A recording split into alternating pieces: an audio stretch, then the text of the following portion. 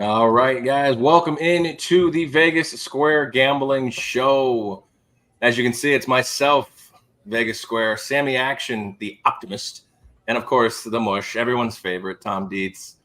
We are missing our fearless leader / producer, Michael Carvelis. They're in Montana doing some lacrosse, which sounds pretty freaking awesome, although it's probably cold as heck up there. But boys, it's the three of us, the three amigos.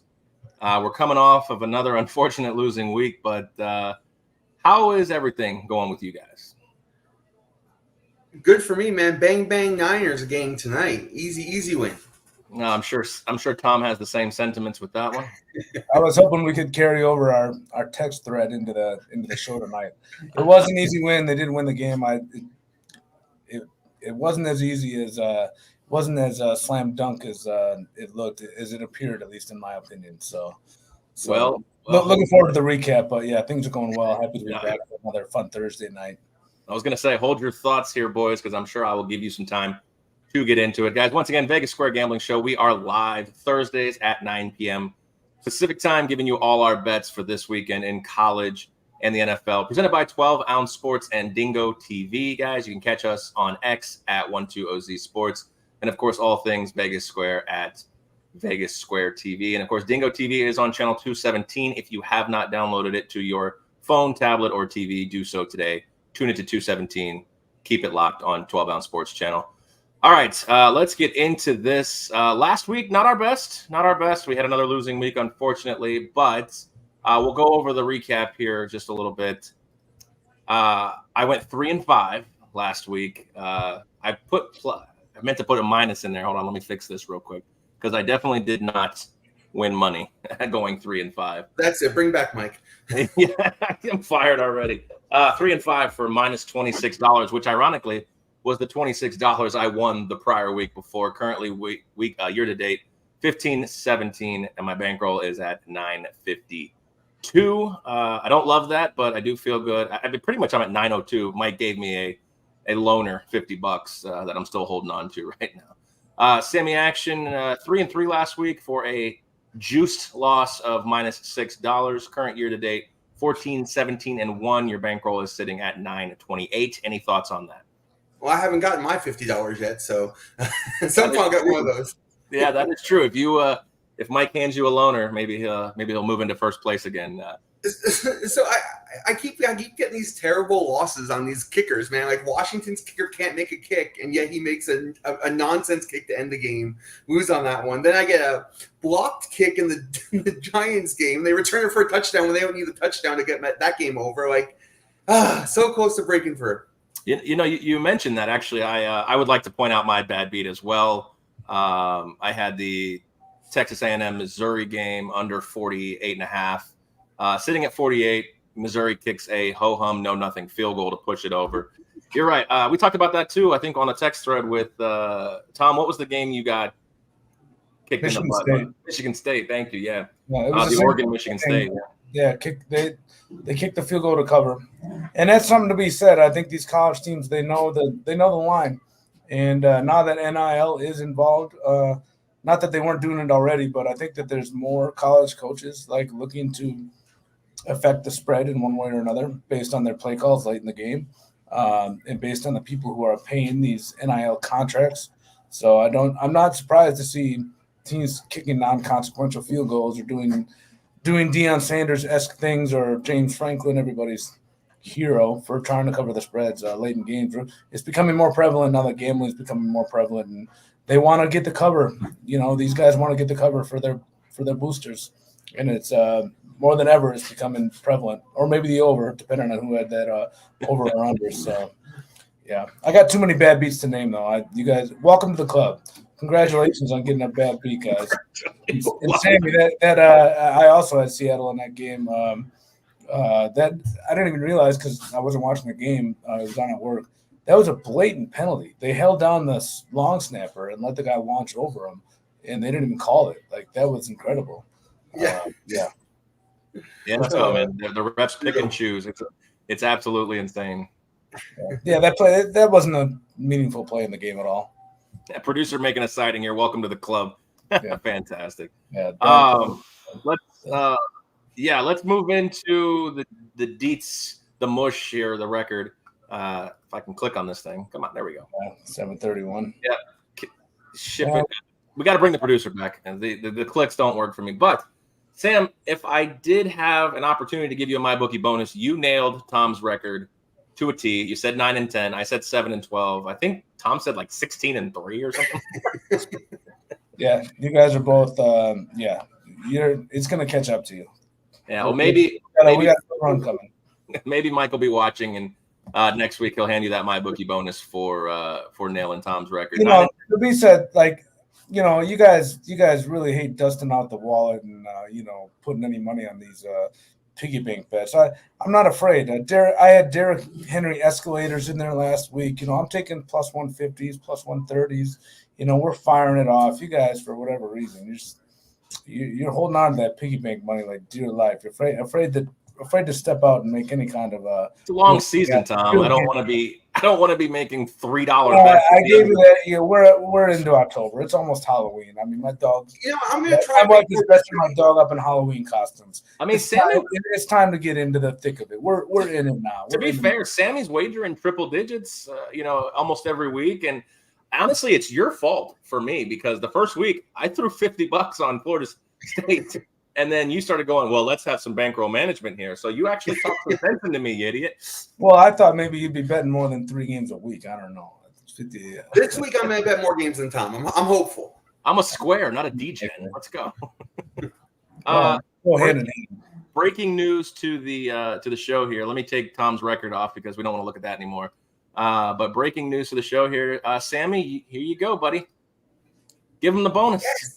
Yes. All right, so we'll have that updated next week for you. That's not going to be, since you've already got your picks and everything, it's not included. I guess you can fire it. We'll figure it out. Sounds like the producer is checking out the show. So no, that's something he's used to. He's got a little free play in action. He's got some free play. I do like the free play. So again, we'll pull this back up. 9 and 10 minus 20. I mean, to be fair, you have 19 bets and only lose $21. That's like $1. Hey, real quick, while we're looking at my record here, I want to give a shout out. Friend of the show, Chong, one of the guys who works with us, he is finally taking our advice. He is literally going to the sports book, betting. I won't say what he's betting, but he's betting more than we are, fading every one of my picks. Finally, somebody with some conviction, watching us, listening to what we say. Chong, I know you're watching. I hope you win. Like I want to win, but I'm glad that somebody's out there finally realizing you should have a good season if you stick to it. I'm gonna do my best to try to get back in the black, but I'm just glad that somebody's realizing that there's some money to be made here and putting their money behind it and following through with some conviction. So Chong, shout out to you for literally walking to the window and fading my NFL bets. So if he went 10-9 this week, though, he also lost, right? I think he lost the NFL. He's only fading the NFL, and I actually didn't do too bad in the NFL. So, and I think one of them, like we make the shows here on Thursday. Sometimes I come back on another side on Sundays. So I forget the game. I think he was a little surprised that I wasn't on what he was fading. So, but no, he's. I'm just happy to see somebody realizing potential where it's. He says he used to be a pretty good bettor, and he realizes opportunity. So just want to give him a little shout out. Yeah, it's funny. I was actually about to say what you said, Sam. Congratulations, Sean, on your 10-9 week. But I don't think he was betting the Derrick Henry props, unless he was. I don't know. Just the NFL size and total. So I think he's up to date. But I'm gonna try to make him a loser, but I can't blame him for going against me. I think he started after the 0-9 week. No, that's probably should have started on the 0-9 week. That would have been a week. Yeah. All right, boys, I'll give you your opportunity here. The Battle Dome is open. Thursday Night Football recap here. San Francisco covers, defeats Seattle 36-24. Of course, the over gets there as well. I think the over was 49 in this game. You two see this game different ways. I didn't watch the game, so I will have really no comment on it. But Sammy, I'll start with you. Your thoughts on the way this game shaped up? I looked at this game before the game started, and I said Niners were the best team here. And they won 11 straight interdivision games coming into the season at one point, so they know how to win in Seattle. This was not a tough place for them to play. The whole this is a different Seattle team, different defense. Like I just wasn't buying in. They played poorly against the Giants. This team has talent, but I thought Seattle was a no-brainer to fade this week. With that being said, they were never ahead. They never had really a chance to be ahead after the first drive. Like it was one. You say you watch these games. What are you looking at? They throw an interception on the 1 yard line. And then from then on, what happens? So the first drive is the only drive that matters. No, right? But do you not understand how different the game goes? And like to say that they don't even have a chance to be ahead. When he threw an interception on the 1 yard line, so Seattle. Wait, hold on. Last week, Seattle gets a 102-yard fumble recovery for a touchdown on the first drive against the Giants, and then get completely dominated the rest of the game. The first drive is wonderful. What about the rest of the game? The Niners the rest of the game. I'm not talking about the Giants. This was. To say no, like, I'm talking about this week. There's domination. Like there's domination because they were able to drive the field and sustain drives on long fields and long. Like they were able to take advantage of that Seattle defense and the turnovers.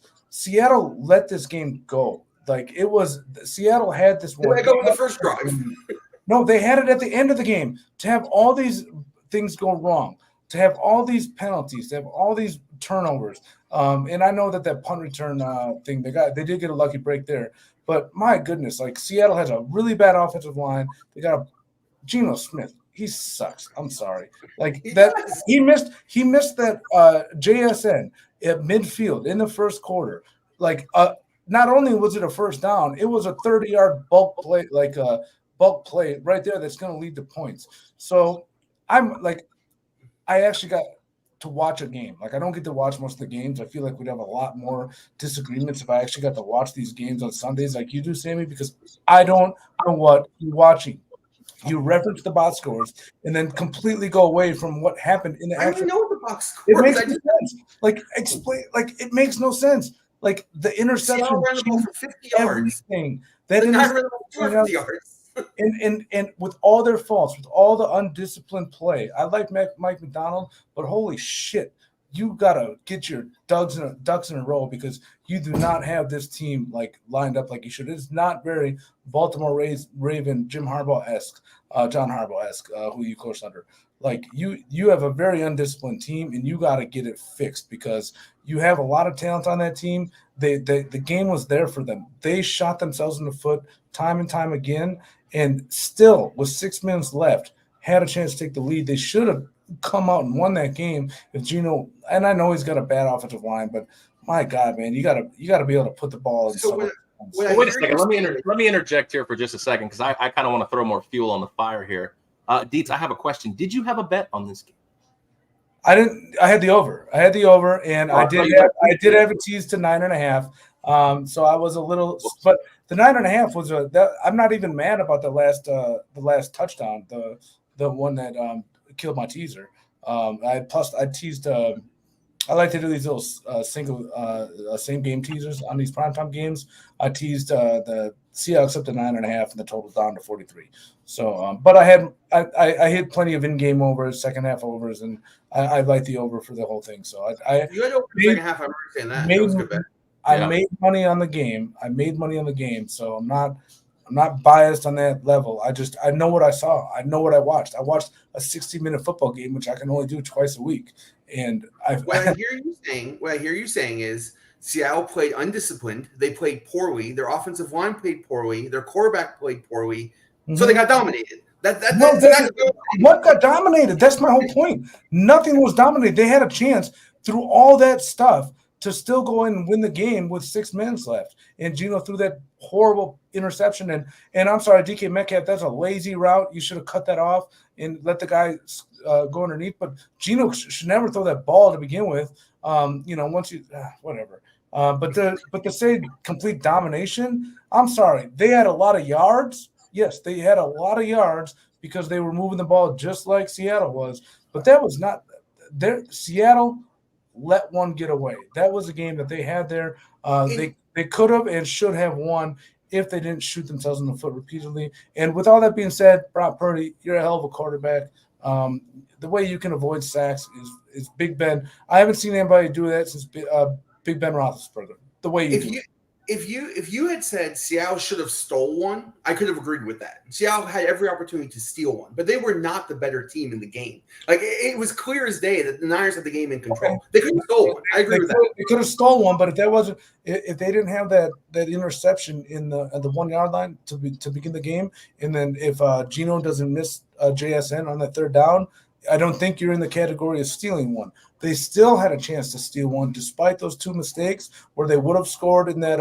If he hits JSN on that, I know you probably don't remember the play, but these are the plays I think of. That little 3rd down and 3 where they got him on a crossing pattern and he's wide open with 30 yards of real estate in front of him. He probably won't score, but he's easily in field goal position. That changes the whole dynamic of the game as well. So if he hits that one and they don't throw that interception in the opening drive, I think they are in the driver's seat. And with Kenneth Walker and Charbonnet, I think that they can. The game script changes. So yes, I do agree. They did have a chance to steal one, but it should have never even gotten to the point of stealing one. I think it would have been a good game, but I think Seattle definitely. This is one they let get away for sure, and it's going to have lasting impacts in the entire season going forward now. I think it's also clear that you can bet Niners first half every week and just bet against Niners in the second half every week. I don't know. I think they still may have covered this week. No, they Seattle covered the second half. I had Seattle second half as well. And you brought that up. That is a good point by you. That's an excellent observation and point. It's been like that for most of the year for them. Yeah. All right, boys. That'll wrap up the Thursday night. Let's call that the Thunderdome right there. I enjoyed it. I was watching as a fan right here, watching you two This go back. is just a Monday morning. This is an average Monday morning conversation with me and Sammy. Yeah, I think only I got to watch the game this time and point out where I disagreed. The optimist becomes the troll. Guys, before we get into the college football and the NFL and, of course, our picks, we're going to take a quick commercial break here, guys. It's the Vegas Square Gambling Show, guys. Pick and stay. We appreciate you here with us on YouTube and, of course, X/Twitter. We'll be right back.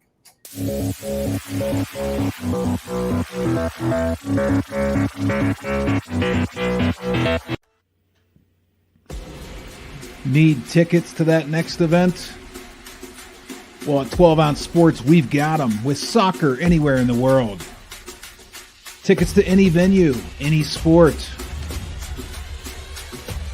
Want to go to NCAA or NFL football matches? We've got them.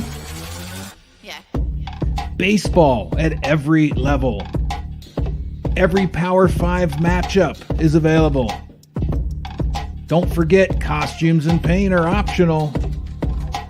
What's that? You want to go to Broadway? We have those too. Want to jam out? Every concert, every artist. That's right. At 12 Ounce Sports, we've got the tickets for less. 12ozsports.com/tickets. That's 12ouncesports.com/tickets. Welcome to MyBookie. You're ready to create an account and start making money. And we're here to help. And remember, you can get a bonus of up to $1,000 on your first deposit. Now you're ready to bet. Just go to mybookie.ag, visit the sportsbook, click on your bet, and input the amount you want to risk or win in the bet slip. Yes, it's that easy. Just remember, at MyBookie, you play, you win, you get paid.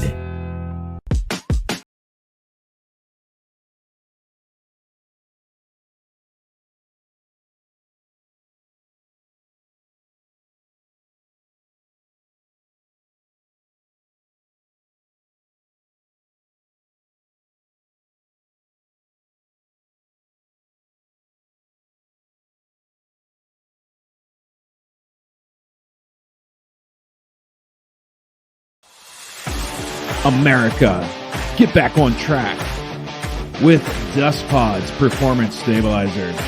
When applied to roadways, it kills dust and strengthens the integrity of the road. Easily applied by mixing with water, Dust Pods is the future in polymer stabilization. Call 1-833-DUST-PODS or visit dustpods.com today.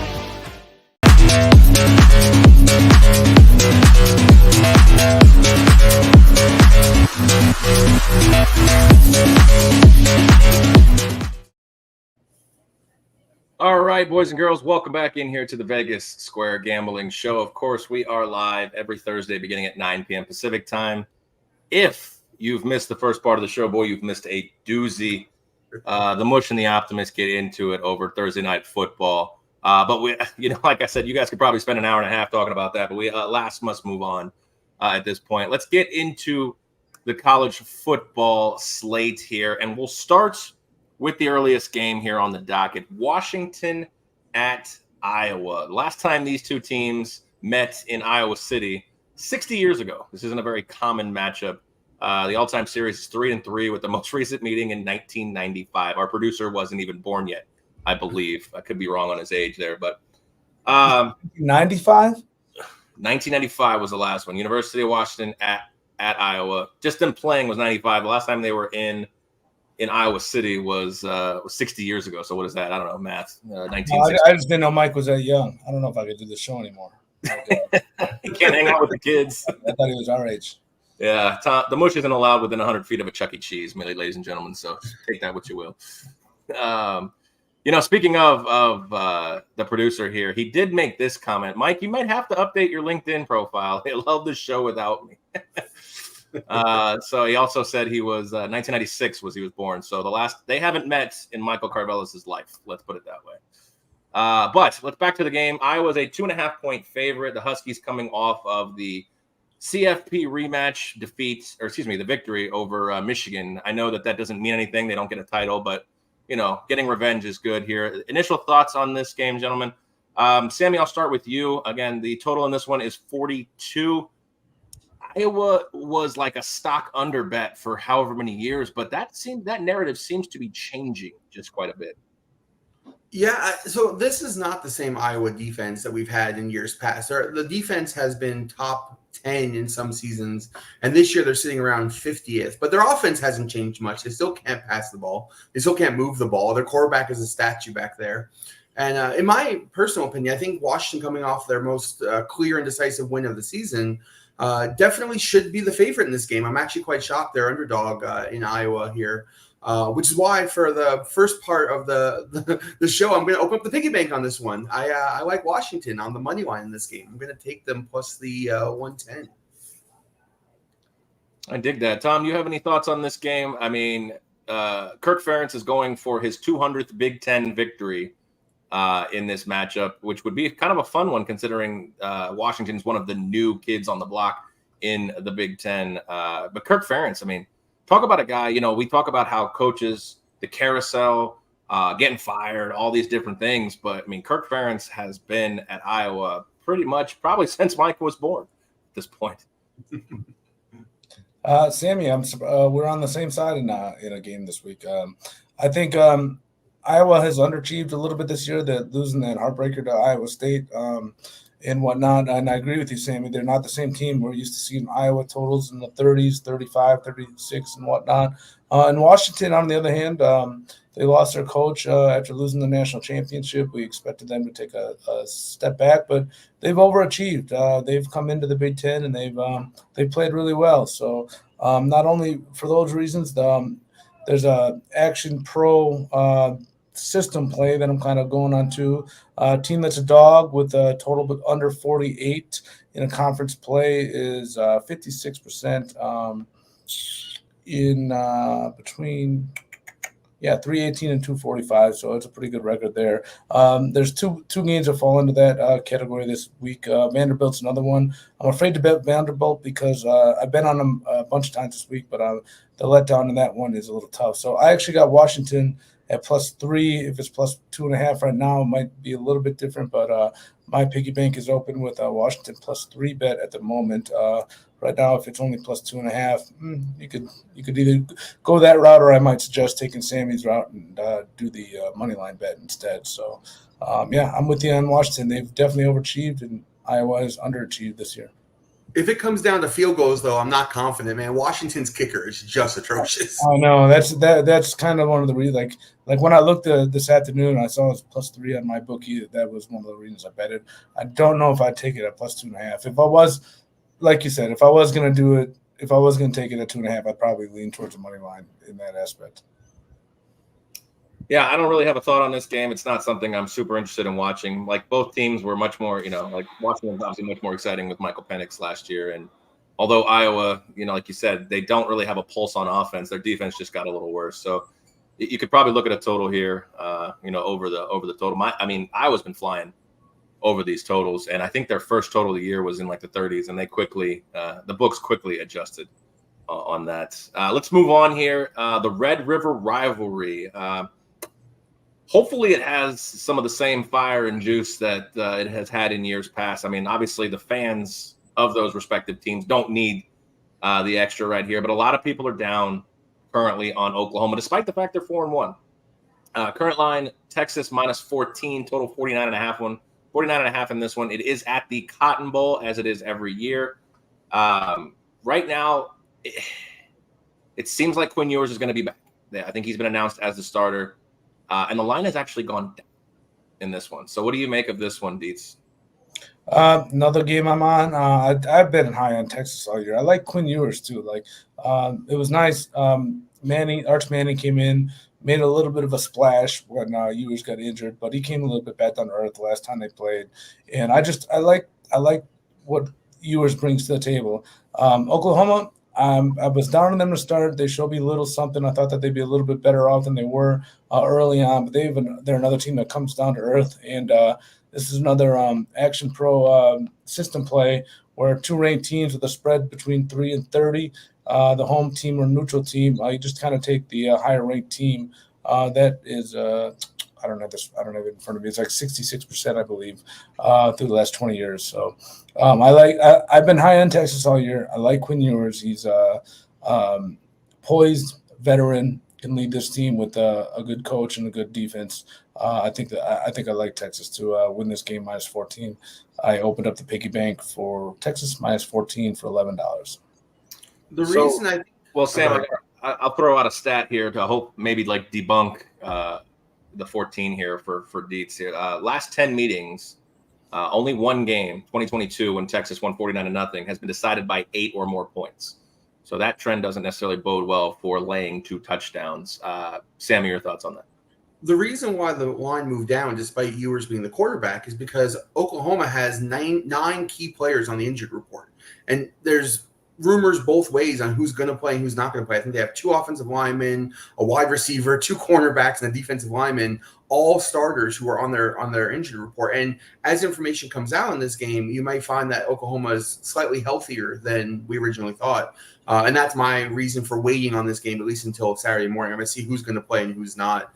There's just too much unknown, in my opinion, on Oklahoma's side to know what team we're actually going to get here.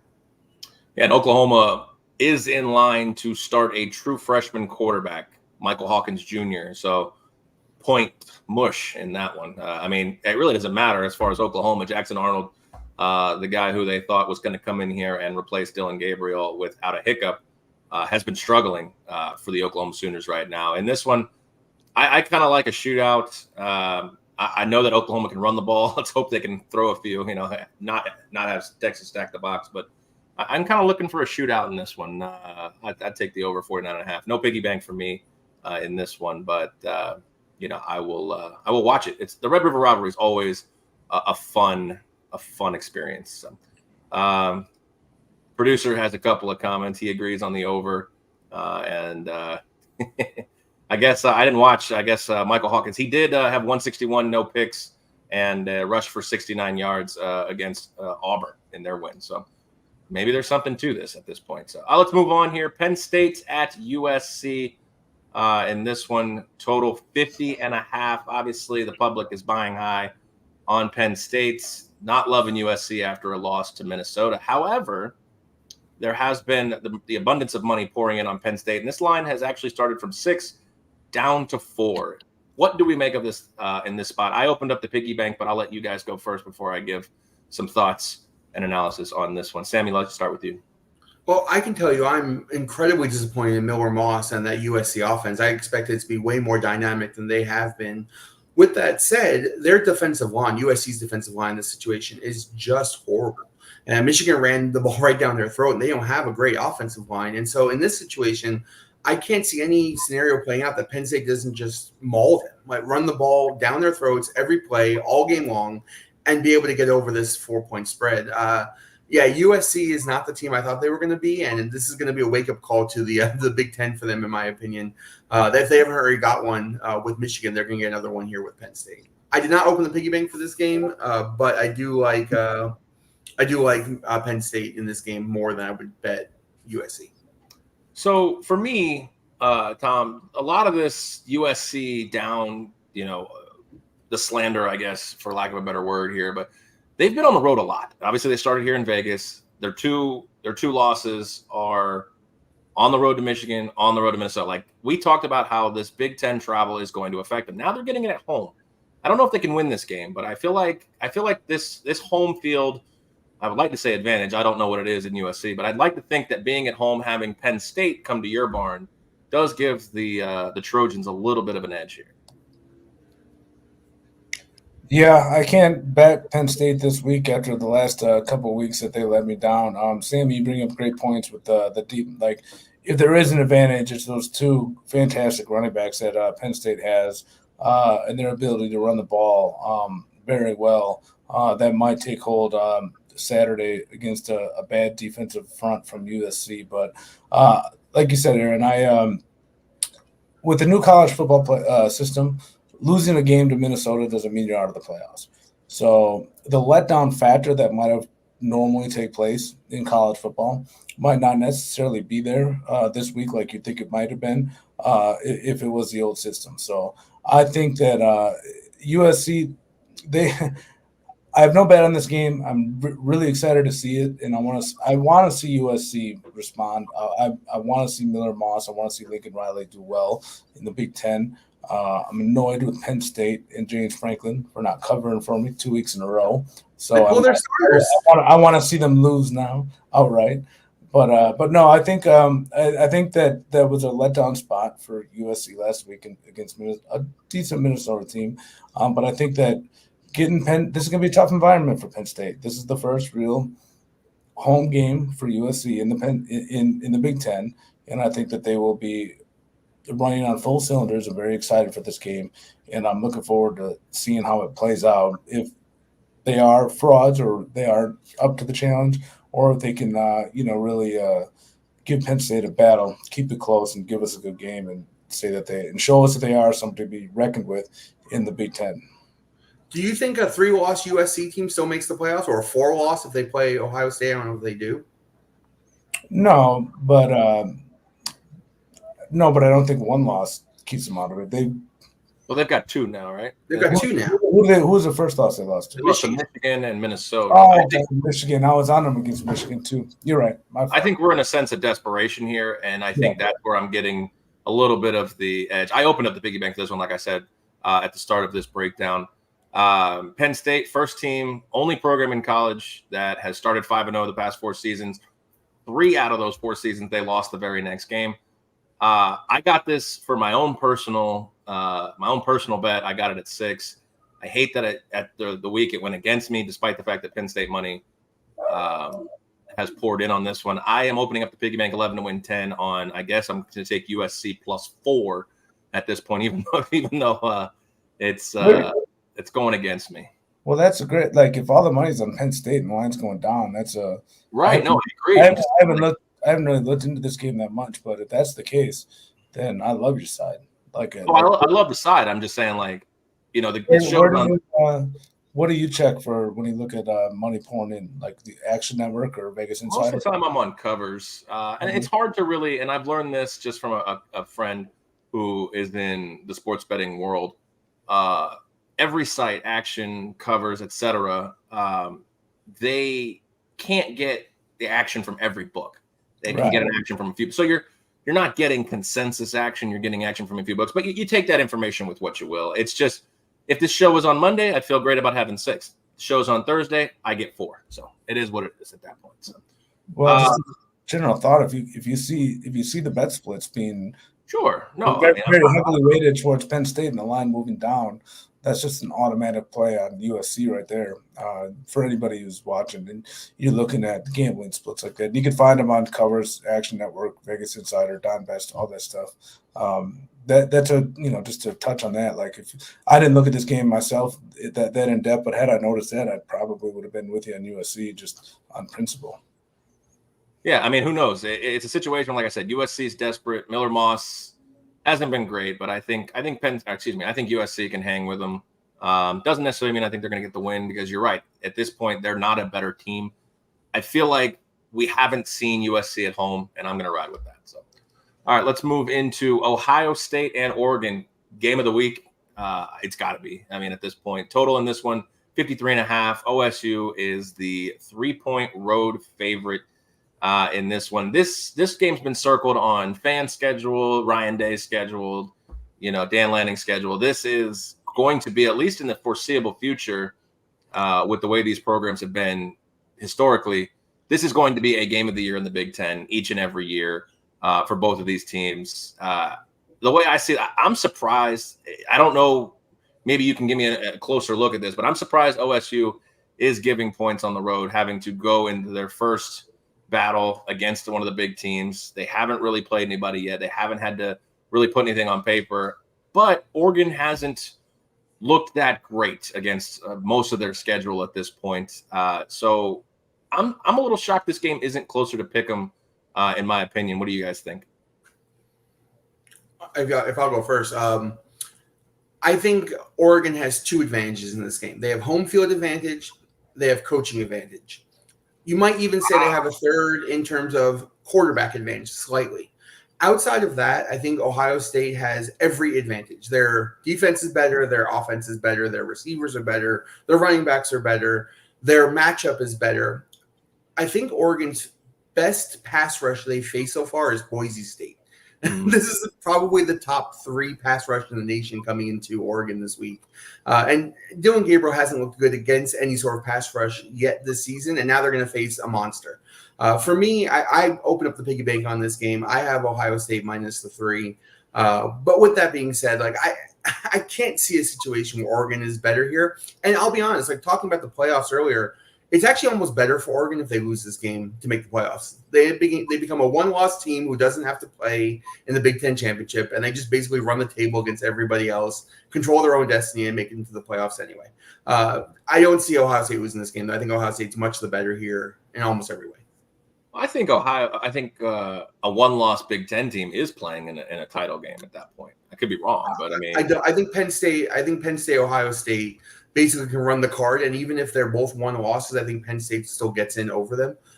So I think you'll have an undefeated team, a 1-loss team, and then Oregon will be 3rd or maybe even 4th. But I don't think they play for the Big Ten championship. But even if they do, a second loss doesn't hurt them from making the playoffs either. So this loss doesn't hurt Oregon or Ohio State. So I don't know that this is a desperate needs situation. I think more about talent across the field. This is Ohio State 90% better.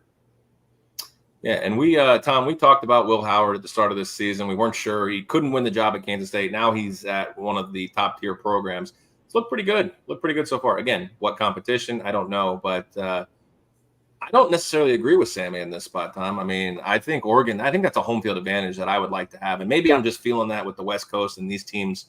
Yeah, they go to the Rose Bowl. But, I mean, other than that, I don't really feel like they do a lot of preparation for going west.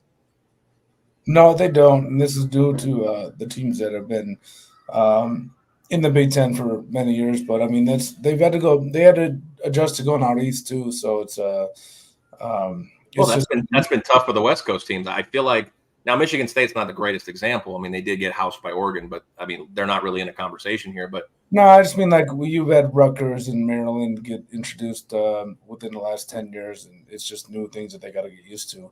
I don't know. I actually kind of agree with Sammy on this one. Me and him were both very high on Oregon. We both picked them to win the national championship. And they just underachieved tremendously this entire year. I agree with you, Aaron. We don't exactly know what we have with Ohio State yet. They haven't played really anybody. But what we do know is that Oregon State's just looked bad. I would have loved to have been able to take 3 points as a home dog with Oregon, but I can't. After watching, I watched that game last week with Dylan Gabriel. My God, he's bad. He just looks bad. He's not a good quarterback. He can't like I was talking about Geno tonight. Like if you're missing wide open guys on out routes and leaving them out to dry, like that just is such a precursor for how bad he might be. Like in a clean pocket, just missing wide open guys. In Oregon, they've always had the speed and the athleticism to make up for that kind of stuff, but they haven't really. They very much underachieved this year, and I can't trust them. Like I'm not betting Ohio State because, like you said, we don't know exactly. They haven't played anybody, and going out west, it's a new environment for them. It should be a very tough environment up there in Oregon, but I'm not. You can get me to bet Oregon in this spot. No, thank you.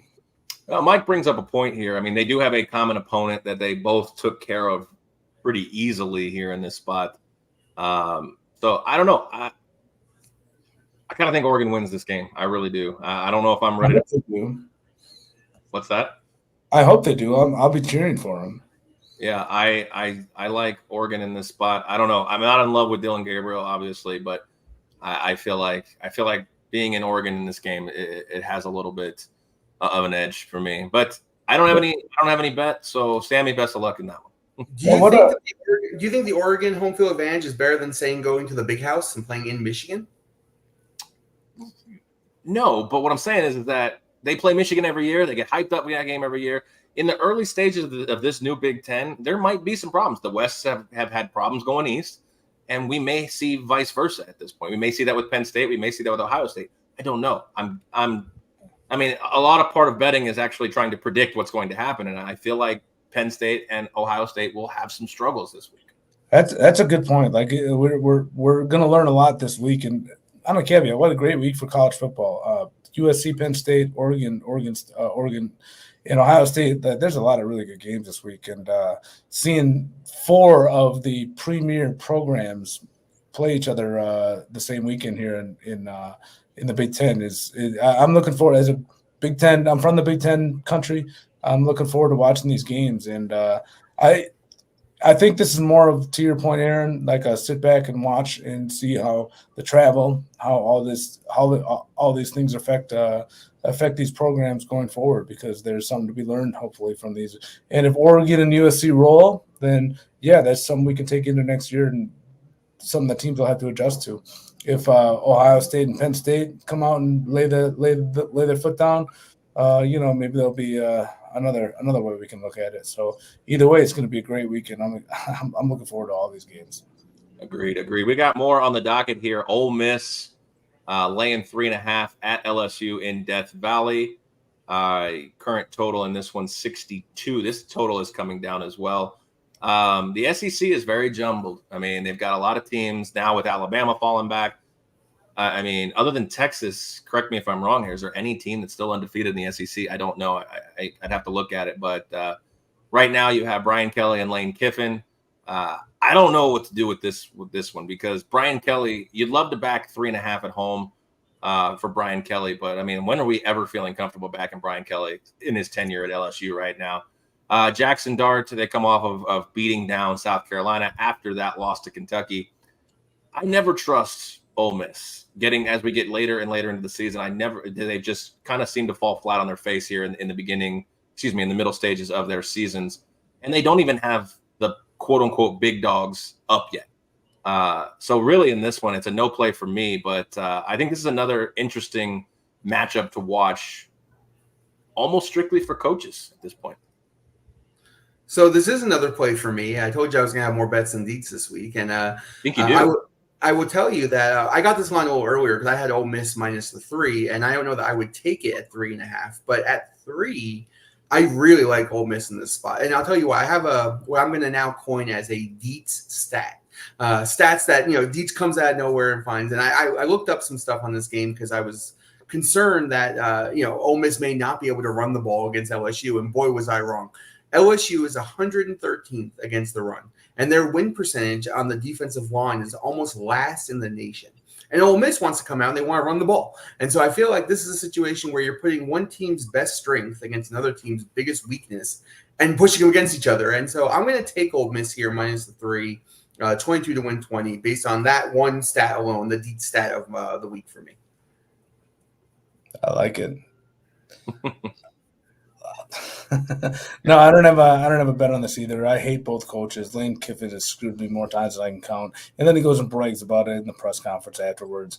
Brian Kelly, God, he sucks. Brags about screwing Tom Dietz. Yeah, basically. I'll never forgive him. He took a safety from the 50-yard line like 4 years ago and then said he knew the spread afterwards, which was weird in that one because they didn't cover. I don't get it. Like, it was really weird. But anyways, Brian Kelly with LSU, this team's a fraud. I can't trust either. I can't trust them. Sammy, great stat. I did not look that stat up. It looks I wish you the best. I think that you found a great little nugget there. If I can find a 3, I'll probably tell you there and bet the same thing with you because, you'd think Ole Miss should win this with margin despite where they are. They're the better team. I do think they have the better coach as much as I can't stand Lane Kiffin, but Brian Kelly is just not a good coach. So, yeah, I like your side in this one, Sammy. How can I not pick your side? You brought up a stat that I like to bring up. You almost have to open up the piggy bank just in solidarity at this point. Yeah, you're right. I probably should, but I don't want to. I won't do that to my friend here. I don't want to mush him. Thanks, buddy. Appreciate it. All right, last college football game on the docket here. Coach Prime in prime time for the West Coast, bedtime for the East Coast here. Kansas State at Colorado. Kansas State laying 3.5 on the road. Total in this one is 56.5 at its current number here. The Wildcats are a high-octane offense. They love to run tempo with you. Colorado, I don't know if I necessarily can say that they're high-octane. They're definitely, high viewers and high Twitter followers, but Colorado's been playing incredible. I know they have a loss on their resume here, and of course we have the Hail Mary, we have the North Dakota State game. Like, there is some sour taste, but the last 2 weeks, the upset against UCF, of course, that was a hurtful one. But Coach Prime's got them in the right direction. They do have Big 12 championship aspirations on the line here for both teams. I'm interested to watch this game. I don't really know where to go. Like, I would love to have Colorado with that hook. I didn't feel comfortable enough to open up the piggy bank. I know that sounds like a lot. I do have college bets. I swear I do have a few. But I didn't feel comfortable enough to open up the piggy bank on Colorado and Coach Prime. But I do think Colorado has a realistic shot. They're a live dog to win this game. I don't have a bet on either, Aaron. I agree with you. This comes down to, I think, who has the ball last kind of situation for me. That could be fair. Kansas State pass defense is like 100th in the country. When I was looking up defensive stats, their run defense is real well. They play good run defense, but they don't play good pass defense. And Colorado wants to step back and throw the ball all day long. They have Travis Hunter on defense who can take away one receiver from Kansas State, but what about the other side of the field, right? I mean, Kansas State just wants to run tempo, and Shiloh's coming back too. He missed the last one. Yeah. But yeah, I mean, with that being said, like, I feel like over is probably the only money I could give on this game. I couldn't possibly figure out which team's gonna have the ball last, but it should be an exciting game to watch. If you're up late or later, this would be a good game to tune in for and watch the end of. Yeah, I think you'd be remiss if you miss this game. I mean, call it what you want, hate on the program all you want, and they've definitely given you enough reason to, but they are must-see TV, the Colorado Buffaloes. Agreed.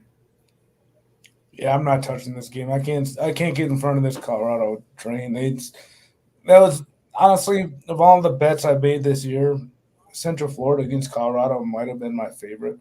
And for Colorado to do what they did, you called it, Aaron. That was a spot that Malzahn always flops in.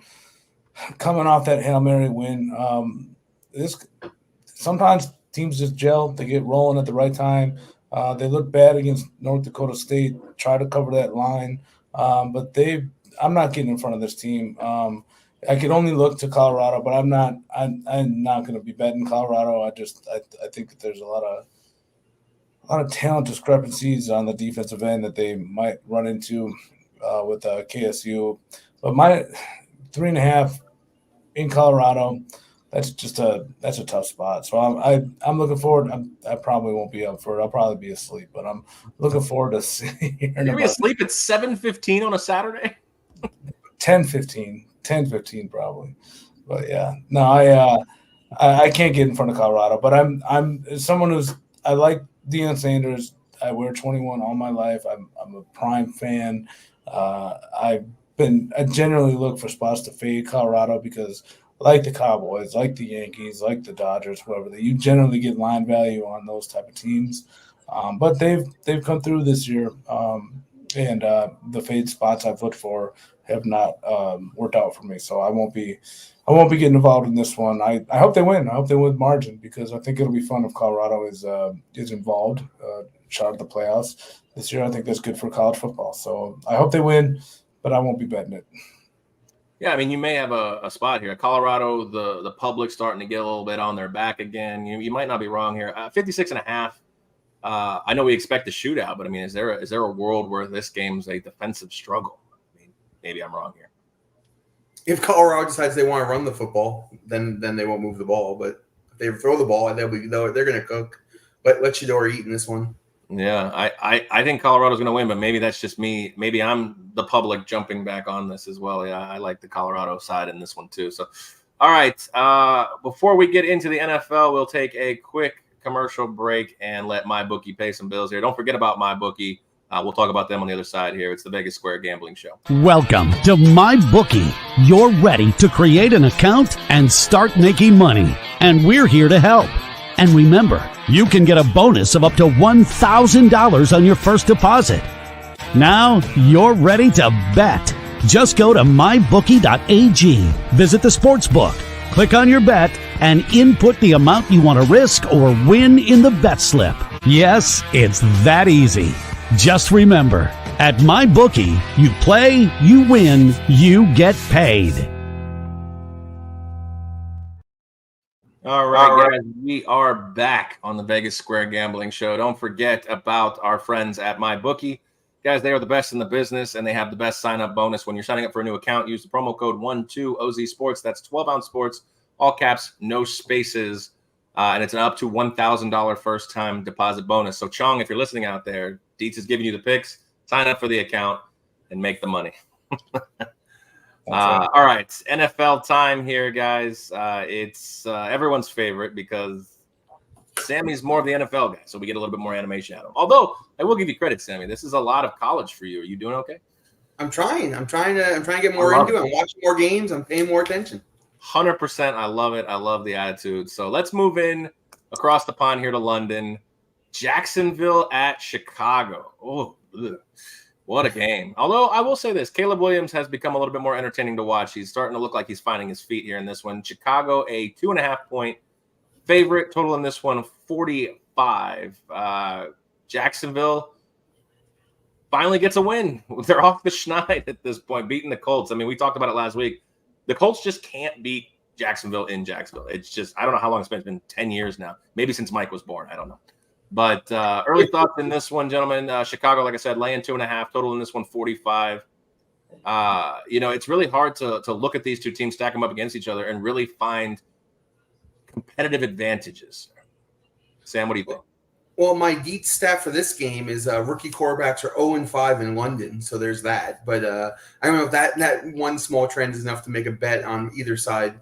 I do have some action in this game, which I will touch upon later. But for me, it's a tough game with the line being at 2.5. I do think Jacksonville does stay in London this week and play again next week, which would make me like them next week if they play well this week.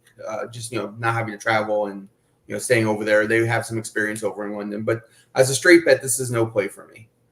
Yeah, they just play the Patriots next week. 2 different stadiums, but they did this last year as well. They stayed in London 2 weeks in a row. Yeah. Sam, I'm excited to hear this this bet you have at the end of the show. I'm super excited. I hope we have some time to let you go into detail. But Tom, what are your thoughts on this London game? I can tell he's got. He's got the fire. He's got Jacksonville plus money as part of his fire bet. Maybe so. That's my guess, anyways. I'm guessing. I have money in this game. I am taking Jacksonville. They just the London aspect. They're so good in London. I'm stumbling over my words here. Two reasons I'm taking Jacksonville in this game. One, it's the London aspect. It's a rookie quarterback going to London, like Sammy said, 0-5. This is like a home away from home from Jacksonville. Another reason is they're getting Evan Ingram back, and they might be getting Tyson Campbell back, the number one cornerback. Jacksonville runs a primarily man defense. Caleb Williams, he's looked good the last 2 weeks. He's played against zone defense the last 2 weeks. He has struggled against man coverage. And while I'm not a big fan of Jacksonville, I think getting them, I'm really hoping I'm not betting it yet. I'm hoping it goes up to 3. I'm hoping people love to drink the Caleb Williams Kool-Aid and pump that number up to 3. One thing that is scaring me a little bit is Chicago did what I think is the right thing to do. They left early this week. They let their body clocks adjust to the London time zone change. So they should be more prepared than most teams going over to London. But if you're going to give me Jacksonville plus 2.5 in a favorable situation for them overseas, with possibly getting their number one cornerback back and their stud tight end and Evan Williams or Evan Williams, you got liquor on the brain. Evan Williams is a Green Bay Packers safety who's been playing pretty amazing this year. I was thinking of the whiskey and the bourbon. I do like that as well. So yes, but no, I like Jacksonville plus 2.5 this week. I'll wait to see if I can get 3. My official bet will be locked in at 2.5 though. Yeah, well, speaking of Jacksonville, like I know that they've looked pretty poor to start the year. They got to win. Is there a way that they can turn around or salvage this season, Sammy? I mean, it starts here, right? It starts in London. If they don't put together a 2-game winning streak here, I think this is the end of the Doug Peterson era, and possibly looking at what we're going to do with Trevor Lawrence in the future. So I think they come play with some desperation, but they have played well in London over the last couple of years. So I do think getting a sweep of these 2 games and getting themselves back into the mix of things is very reasonable here.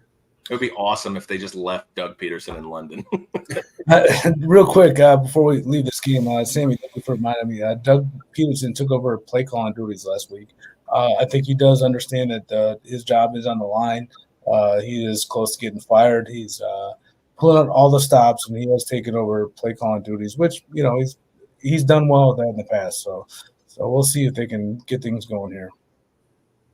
That's fair. Like I said, I wouldn't mind seeing Doug Peterson get left in London like Lane Kiffin got left in, Tennessee or whatever it was. Let's move on to Arizona and Green Bay, 2 teams coming off NFC West opponent wins. I know that Dietz is chomping at the bit here. Arizona has a chance to salvage the season, get back to 500, but they go to Lambeau, face Jordan Love and the Packers, who just beat the Rams last week. Total in this one, 47. Green Bay, a 5-point home favorite. Dietz, take us away here. I love Green Bay in this spot. Arizona and Green Bay always play entertaining games. I was just watching YouTube videos of Aaron Rodgers throwing those Hail Marys against him with Jeff Janis, and it got me just excited for this game. Green Bay, Jordan Love is getting healthy again. It was a tough game last week. They got a little bit dominated, as Sammy would like to say, on the box score, but still found a way to win. They had the turmoil with Romeo Doubs leaving. Nobody really knows what's going on with that, but they're getting healthier. Jordan Love's getting healthy. He's going to be able to do more things this week, primarily not playing under shotgun so much. I think they'll be able to get him under center and take more advantage of play-action play. Hopefully, Jair Alexander will be back. That is huge. Having him being able to shut down the number one receiver, which he normally does, it goes a long way for this defense. But I think this is where we see Green Bay start to get right, start to put a little momentum in together after a weird loss against Minnesota, after a couple of good wins the prior 2 weeks with Malik Willis. I love Green Bay in this spot. I think they win with margin. Arizona, they've been they've been a little hidden, hot and cold. Like we think of them as a high octane offense. It should just be putting up 30 points every week, but they haven't been doing it, and we don't know why. I'm not touching the total this week because I don't trust this Arizona offense, even against a possibly beat up Green Bay defense. So I'm just going to go with the side. Green Bay at home. They're getting right. They're starting to get rolling. I'm looking forward to a nice, comfortable Green Bay win this week. Cardinals by 1 million. So I was on Cardinals last week. I had the money line against the Niners. I had them plus the points. They were one of my wins last week. Very good bet. But thank you. But they've been very Jekyll and Hyde this season, as you mentioned, and their games don't go over. And despite the fact they have this, basically video game playing quarterback, their games don't go over. This was the toughest game on the card for me, and I think the sports books agreed because they made the line 5. When they make the line 5, it's because they don't know which way to go either. And so I'm going to pass on this game. I do have action on it, like I said, in a tertiary bet, but as a straight bet, one way or the other, I couldn't pull the trigger on this game. Yeah, I'm reading here right now. The live line has just changed to Green Bay -5.5 at this point, so it is moving up, ticking up a little bit. So, do you think that's because you heard what I said? I think it's exactly.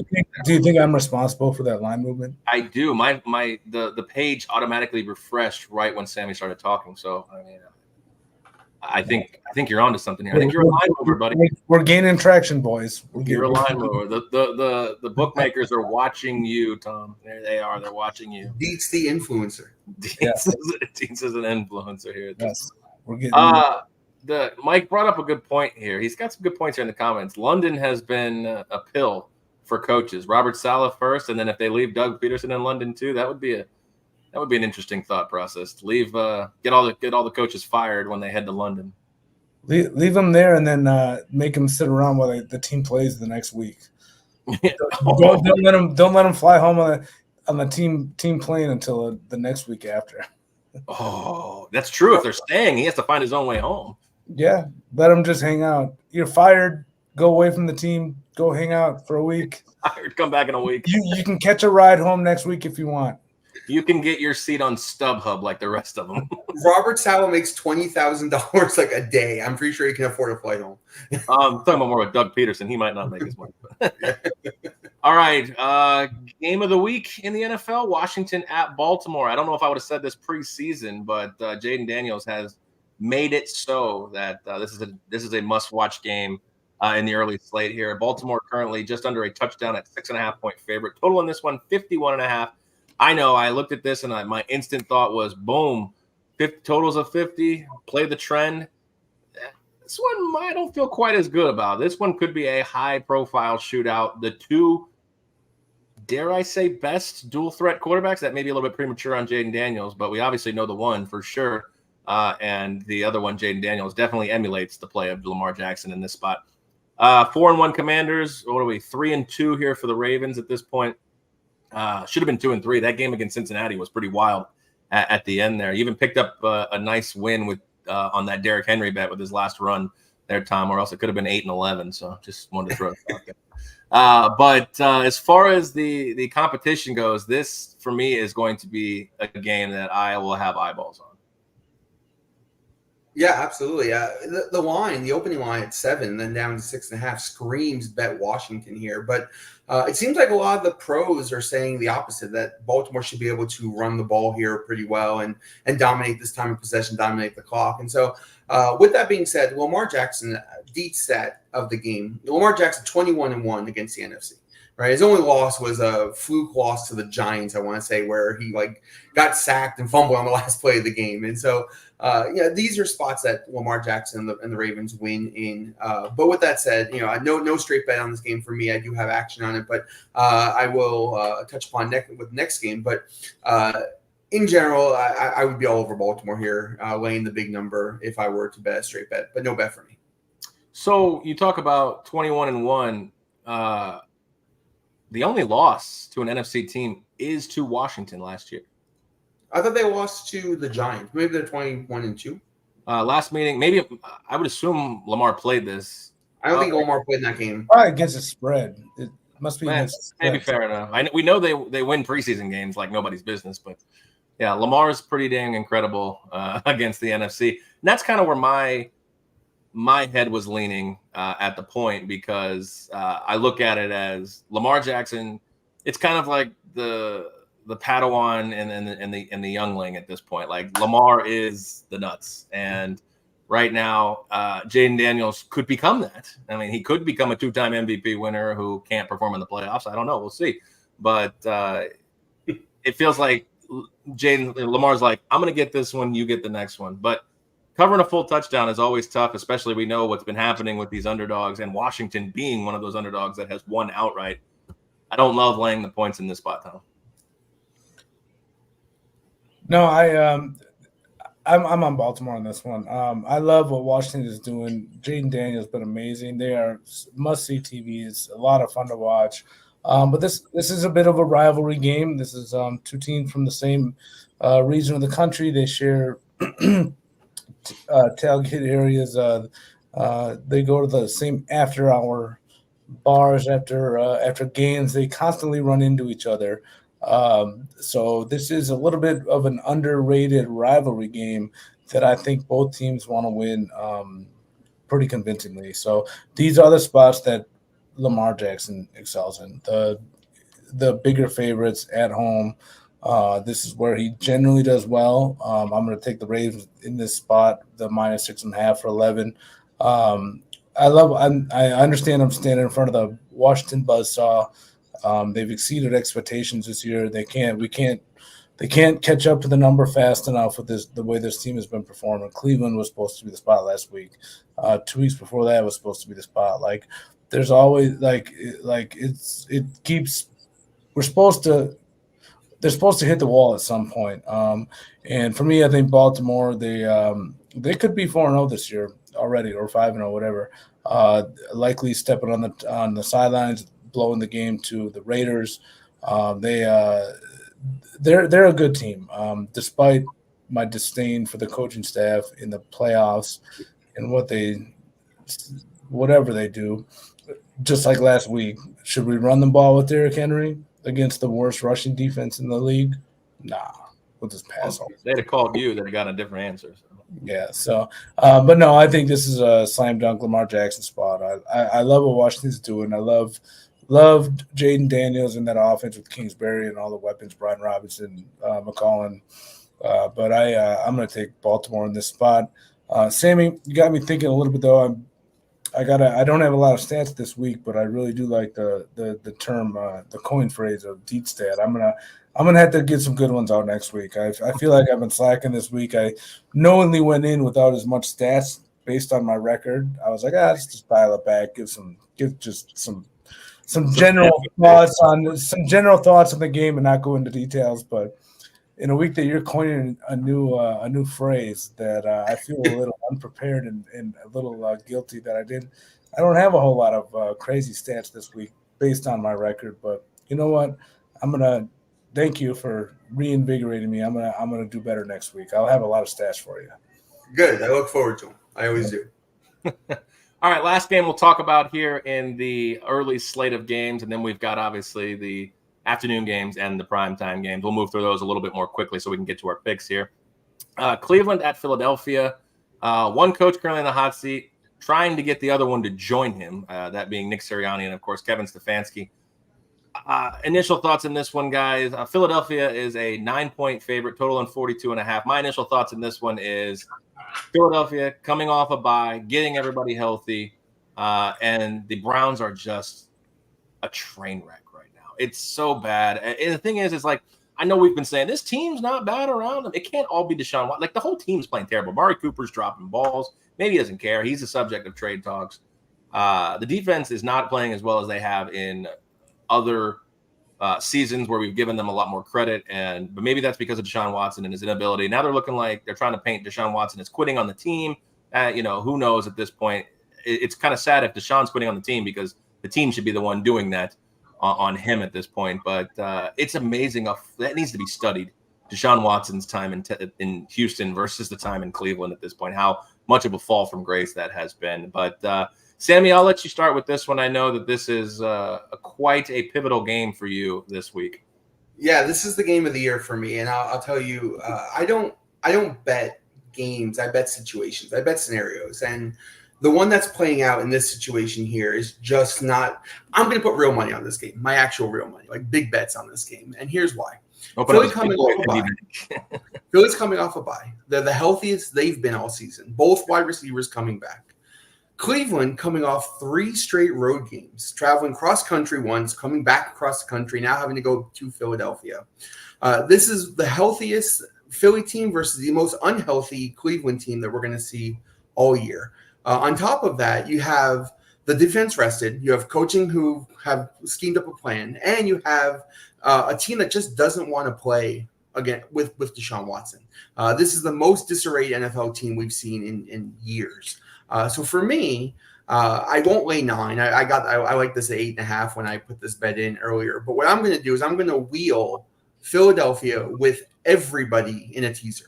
I'm going to take both sides of every game. I'm going to hope the lines makers are close and get games that land in the middle. And I'm going to take Philadelphia teased up minus the 6 or 6.5 if you get 9 with Jacksonville, Green Bay, Arizona, Indianapolis, Tennessee, Texans, Patriots, Ravens, Washington. Every game on the board that the line makes sense to tease, I'm going to take Philadelphia in every single bet. I'm going to put 11 to win 10 in every single bet. I think I have a total of 18 bets on this game, and I'm going to ride with Philadelphia to minus 2.5. 12 to win 10. 12 to win 10. 12 to win 10 on every bet, on every team, teaser everywhere. This is the biggest bet of the year for me. I will be doing this with real money and live as well.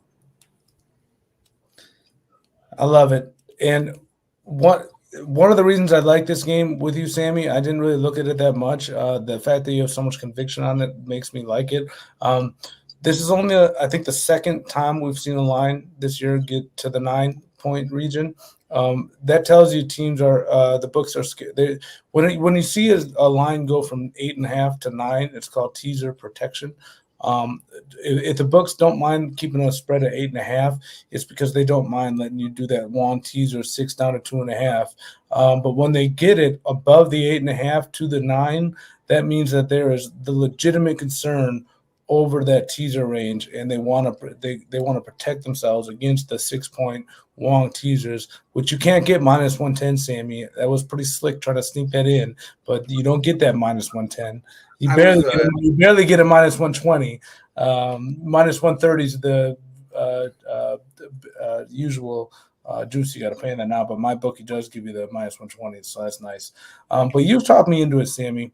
Producer, if it's okay, I'm going to go a little off the rails here. The more I've been thinking about it, and I'm going to find a bet on this on Sunday, so I might as well do it now. I'm going to go against my own judgment. I'm going to pull an Aaron bet here. Can I bet $55 on Philadelphia minus 9, please? Ooh, that's a biggie. Crack the piggy bank on that one. Woo. Yeah, we're gonna get back to even here one way or another. Chong, if you're listening, don't fade this one. I think we're gonna win. No, but I everything you said. Cleveland's a train wreck. Deshaun Watson doesn't want to play for this team. Philly, they're getting AJ Brown back, probably Smith, Lane Taylor. This is off the bye. This is where they kind of put their fun, I do it. I hope I have 55. I'll take a loan out. Let me get one of those bonuses. No, I'm with you there. I think I like Philadelphia. I don't know about the wheel teaser because I've been so burned on all of them this year, but maybe this week is the get right spot for the teasers, Sammy. And I will say this: as much as we disagree on a lot of things, like watching football, when you have conviction in these type of spots, you're generally pretty spot on. So I might have to look into following a few of those. Yeah, this is a big week for the show because if this goes sideways, there could be an overwhelming leader. Maybe I should just play a little conservative with this one. But you're right. Cleveland's in just such a disarray. I can't even feel confident in being on the other side. Like Chong's probably watching the show and is like, yeah, you're right, man. I can't take Cleveland. I can't even fade you just on principle on this one.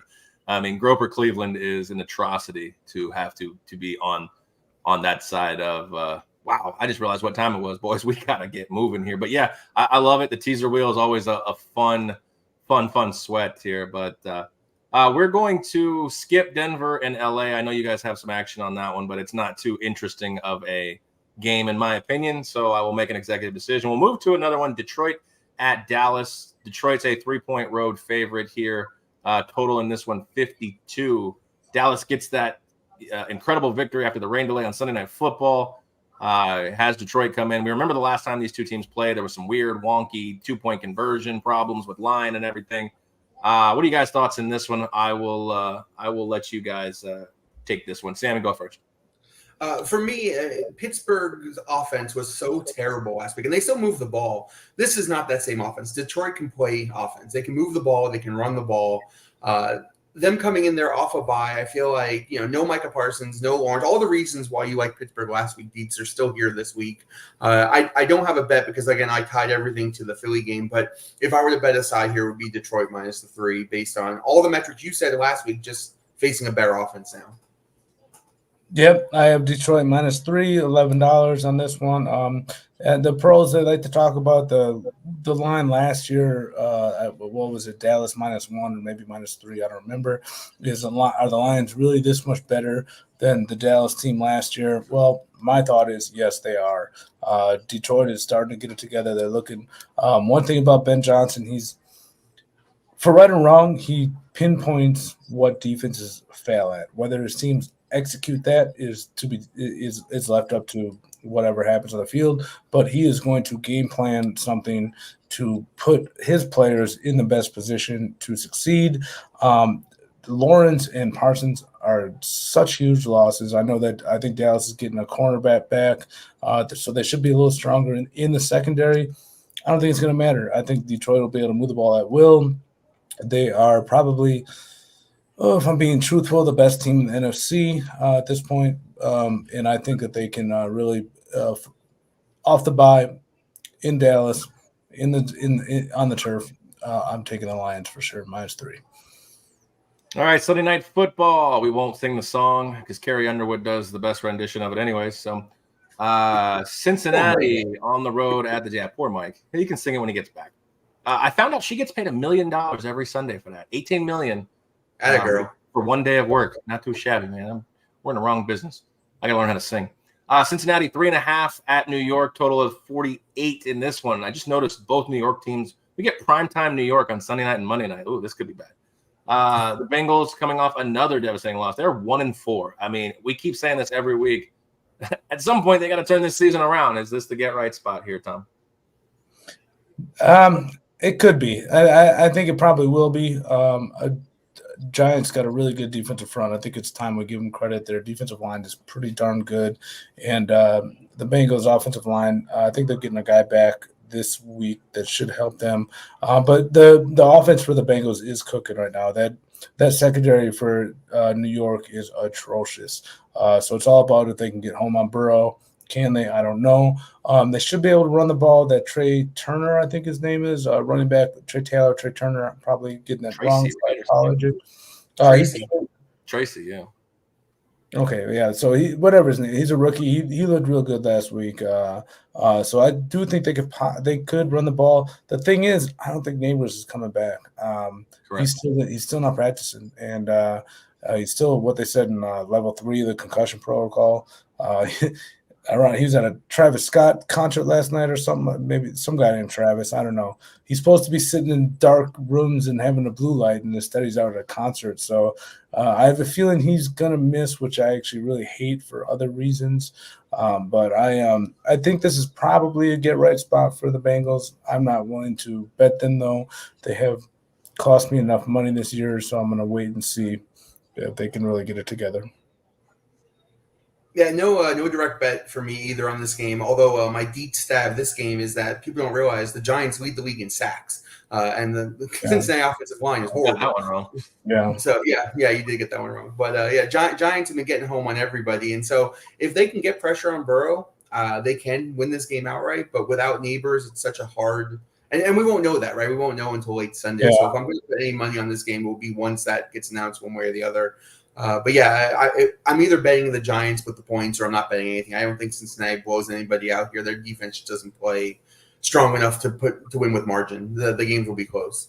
Well, a Dietz stat, which isn't really a stat, but to debunk your sack problem or your sack thing here, is that Kayvon Thibodeau is out week to week, so that could be a huge loss for us. Oh, is he out? He's out this week? Yeah, week to week, he's labeled. He's definitely out this week, unless some kind of miracle occurs. Brian Daboll has said he's probably not going to play at this point. So. I'll probably end up with I have a feeling Neighbors will be out as well. I think I'll be on a Bengal bet this week. Yeah. Kayvon Thibodeau, I'm reading here, week to week after undergoing surgery for his wrist. So I'm going to guess he's not playing this week at that point. Dirt on, he'll be fine. Last game here, Buffalo and the Jets. Monday Night Football. Buffalo a 2.5-point road favorite. Total in this one 41. I'm going to take a basketball strategy here and just play the new coach. Play the new coach pep talk, or what do you want to call it? The new coach. What's the word I'm looking for? The new coach encouragement, the new coach bump, the new coach pump up, whatever you want to call it. I opened up the piggy bank for this one. It's crazy. I only talked about this game for the NFL. I've got some other NFL bets too, but I'm opening up the piggy bank here. This one, I'm taking the New York Jets plus 2.5 in this one. I also have them involved in a teaser as well, which I'll talk about when I give my overview of all of my bets. But Jets plus 2.5 in this one. Sprinkle. I got a little sprinkle on the money line. Yeah, for me, no straight bet on this, but I wonder if Allen is still concussed from last week, that they never put him under the blue tent. But yeah, I agree with you, Aaron. That we've seen this before, where teams rally around their new coaches, and so Jets playing on national TV, playing under the spotlight with their new coach. I think it's either Jets or no bet for me. But I have this in all my teasers, one way or the other. This actually falls into the Wong teaser realm with the Jets anyway, but. Jets are nothing for me. I do like it as a teaser leg. I will find some teaser legs in it this week, especially the way Josh Allen typically struggles against the Jets anyways. And you're right. Whoever let him back on the field last week should be fired. That's for sure. He didn't look right. The new coach bump, new coach rally, whatever you want to call it, is going to be a thing. If Aaron Rodgers is anything, it's petty. So he's going to want to come out and show that it wasn't his fault his coach got fired. So I'm sure he'll be motivated to put a number on Buffalo here. So I don't know if I want to bet the 2.5, but I agree with the Sammy's idea of putting in some teaser legs, getting them up to 8.5. All right, boys and girls, we've got about 8 minutes left in the show. It's everybody's favorite part of the show here. It's picks time. And since Tom, I know you have a lot of picks, and also you like to describe those picks, I will give you first floor here. Give me your picks, and then let me know when you're ready for your fire bet. I'll have a second graphic for that. I don't know. I think I talked about most of them. The one I didn't talk about, I'll recap all of them. Tomorrow night, I love UNLV over the over 66.5 against Utah State, and my prop bet of the week is their team total over 42.5 points. This go-go offense that they've implemented since Saruka left is they're incredible. I don't have the stats in front of me, but Utah State has I think they've given up over 40 points in every game this year, or at least the last 4 in a row. The only thing keeping me off UNLV from minus 19 is the fact that defense was on it. We all watched that game. They were on the field the entire game, and now they're going to elevation up there in Utah. So I'm a little worried about the defense giving up, not being able to get off the field, which is another reason I like the over. And I do think that this offense is going to be able to cook against Utah State. So UNLV over 42.5 team total and the game total. Aaron, me and you are on the same one, Buffalo plus 9.5 in college. I'll let you talk about that one. Buccaneers minus 3.5 for football. My football picks, I talked about Baltimore, Green Bay. I have Buccaneers minus 3.5. You got a rookie or a new quarterback coming in from New Orleans. They're in disarray, I think. I don't know how they're going to be able to score. So that line moved from 2.5 to 3.5.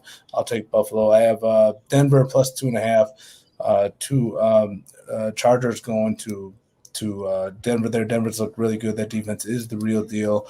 I'm not sure that 1 week removed from injury if Herbert and that offensive line will be able to sustain anything. My fire bet. I just stupid shots on teams I think I can win. Raiders, Broncos, Jets, Jaguars, moneyline parlay plus 22.25. So $10 will get you whatever, 2,000 or something. So, yeah.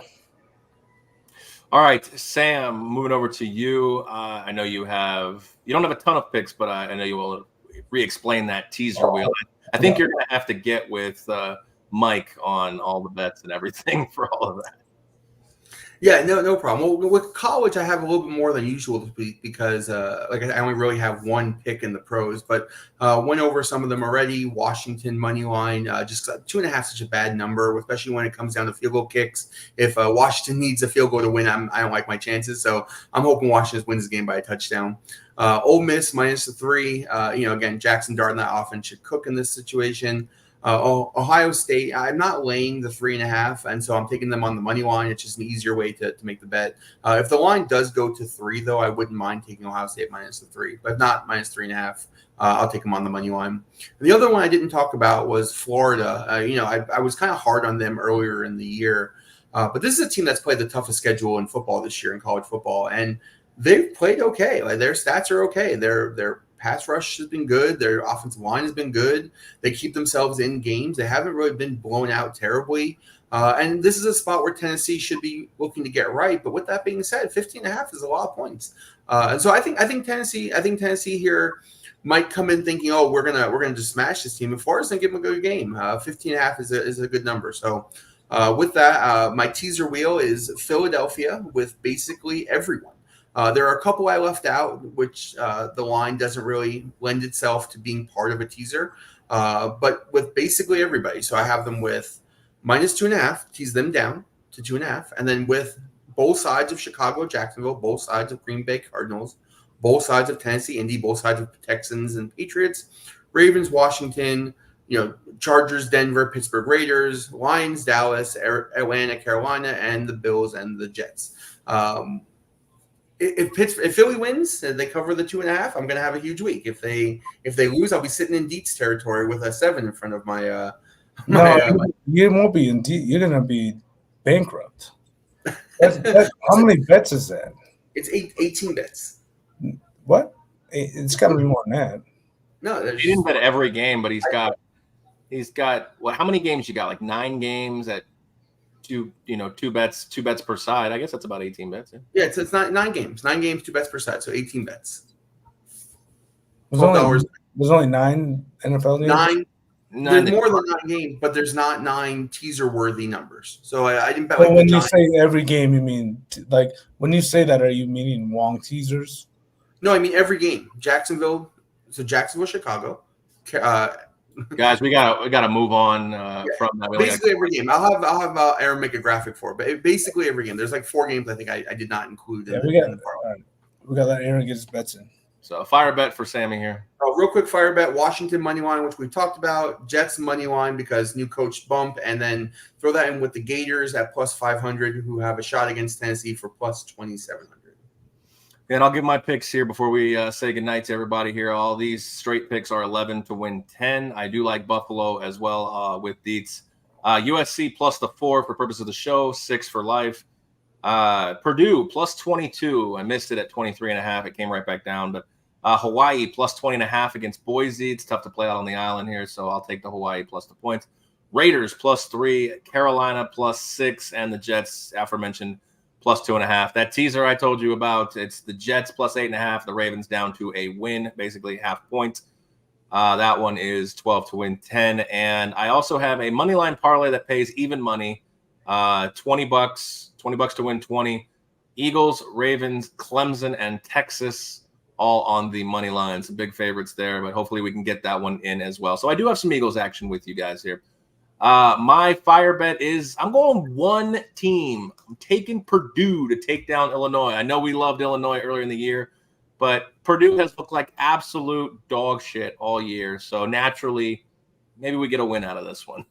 Purdue +950 on the money line, a one-hitter, if you will. So, all right, boys and girls, we appreciate you all tuning in for the Vegas Square Gambling Show. Don't forget about our friends at mybookie.ag. First-time deposit bonus of up to $1,000. Tom looks like he wants to say something. No, I forgot. I let the bet out. Army -26.5 because I don't want to use obscenities, but F Trent Dilfer. He sucks. UAB sucks. these service academies are good. Army minus 26.5 against UAB. So sorry. All right, guys, enjoy your sports weekend. Of course, gamble responsibly.